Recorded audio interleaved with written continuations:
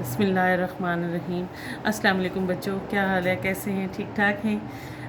میں نے آپ کو چھٹیوں کا جو کام دیا تھا اس کے بارے میں آپ کو بتانا چاہتی ہوں، وہ میں آپ کو کرواتی ہوں کہ ہمارے جو لیسن رہ گئے تھے سبق، وہ ایک سبق تھا قدر ایاز، اور ایک نظم تھی اور ایک غزل تھی جو میں آپ کو ابھی کروا رہی ہوں۔ تو اس میں سب سے پہلے میں آپ کو کرواتی ہوں قدر ایاز، یہ ہمارے آج کا سبق کا عنوان ہے۔ اور اس میں تھوڑا سا میں آپ کو پہلے اس کا خلاصہ بتا دیتی ہوں کہ اس میں ہے تھا کیا کہ ایک مصنف کرنل محمد خان چھاونی میں ایک بڑے سے بنگلے میں رہتے تھے جو دوسرے کرنیلوں سے مختلف تھا۔ وہ بنگلہ ان کو ملا ہوا تھا، اور یہ اس میں باہر سے اچھا سا ایک سین تھا، اس میں پودے وغیرہ لگے ہوئے تھے، اور گھر میں انہوں نے سیکنڈ ہینڈ سامان جو ہے وہ لے کر قسطوں پر لے کر رکھا ہوا تھا، اور فریج جس میں ٹی وی فریج وغیرہ سارا کچھ تھا۔ کرنل صاحب کا بیٹا سلیم تازہ میٹرک کر کے جو فارغ ہوا تھا، اور اس نے اپنے دوستوں کے ساتھ دن بھر جو ہے وہ بیڈمنٹن کھیلتا تھا، اور رات کو آ کر ٹی وی کے آگے جم جاتا تھا، اور یہی اس کی دن روز کی یہی روٹین چل رہی تھی۔ اور ایک جو ان کا نوکر تھا نا علی بخش، وہ ملازم، وہی اس کے کمرے میں جا سکتا تھا، کوئی اور اس کے کمرے میں کسی کو جانے کی اجازت نہیں تھی۔ ایک دن اس کا سلیم کا دوست آیا امجد، اور اس نے وہ آیا اور برآمدے میں بیٹھ گیا، اور اس کی فرمائش پر علی بخش نے اس کو پانی کا ایک ٹھنڈا گلاس دیا، اور وہ پی کر چلا گیا۔ تو جب سلیم کو پتہ چلا تو علی بخش سے بہت ناراض ہوا۔ اس نے کہا کہ وہ کیا سوچے گا کہ ہم لوگ دیہاتی ہیں، کہ نہ ہم نے نہ اپنے سے گول کمرے میں بٹھایا، اور نہ اسے فریج سے کوکا کولا کی بوتل نکال کے پلائی، اور نہ کچھ، تو وہ کیا سمجھے گا ہمارے بارے میں۔ وہ تو علی بخش کو بہت زیادہ دکھ ہوتا ہے جب وہ ڈانٹتا ہے، تو وہ کرنل صاحب کو شکایت کرتا ہے اس کی، کہتا ہے کہ اس نے میرے دوست کو برآمدے میں، اس نے مجھے ڈانٹا ہے، برآمدے میں بٹھایا کہ میرے دوست کو، اور ٹھنڈی بوتل کیوں نہیں پلائی۔ تو اس نے کرنل صاحب نے سوچا کہ چلیں ایسا ہو سکتا ہے کہ ہم ایک پیالی چائے پر یہ بات ختم ہو سکتی ہے۔ تو انہوں نے پھر کہانی ایک شروع کی کہ کس طرح چھوٹا چودھری تھا جو گاؤں سے پڑھ کر آیا، شہر آیا، اور شہر میں اس نے تعلیم حاصل کی، اور شہر میں اس نے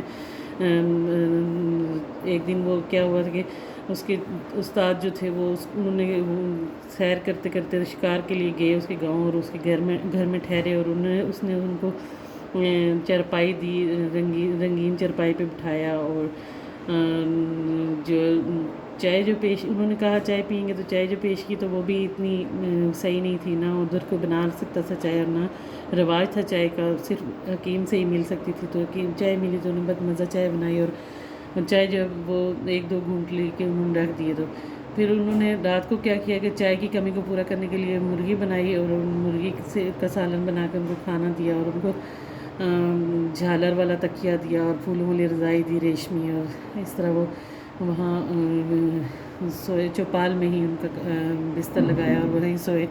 اور پھر صبح اٹھ کے یہ ہوا کہ وہ گاؤں کی سیر کی، اور انہوں نے مسجد کے جو غسل خانہ ہے اس میں انہوں نے غسل کیا، اور پھر وہ ناشتہ کر کے واپس گاؤں آ گئے۔ تو اتنے میں سلیم کہتا ہے پھر تو وہ اتنی شرمندہ ہوئے ہوں گے، اب تو پھر اسکول ہی نہیں گئے ہوں گے، کیونکہ وہ چودھری جو ہے وہ اسکول ہی نہیں گیا ہوگا، وہ اتنی شرمندگی ہوئی ہوگی اس کو کہ اس نے کہاں ان کو رکھا اور کیسے ان کی خاطر کی۔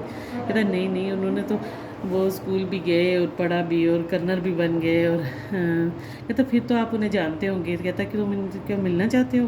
ہاں، اس نے کہا ہاں میں ان سے ملنا چاہوں گا۔ تو وہ انہوں نے کیا کیا کہ اپنی باہیں پھیلا دی نا کہ وہ چھوٹا چودھری میں تو سلیم کے جو گاؤں والوں کے بارے میں جو نفرت تھی وہ دور ہو گئی، اور اس کی آنکھوں میں جو ہے نا ان دیہاتیوں کے لیے پیار کی چمک آ گئی۔ تو یہ لیسن ہے بچوں جو میں نے آپ کو تھوڑا سا اس کا خلاصہ سنایا۔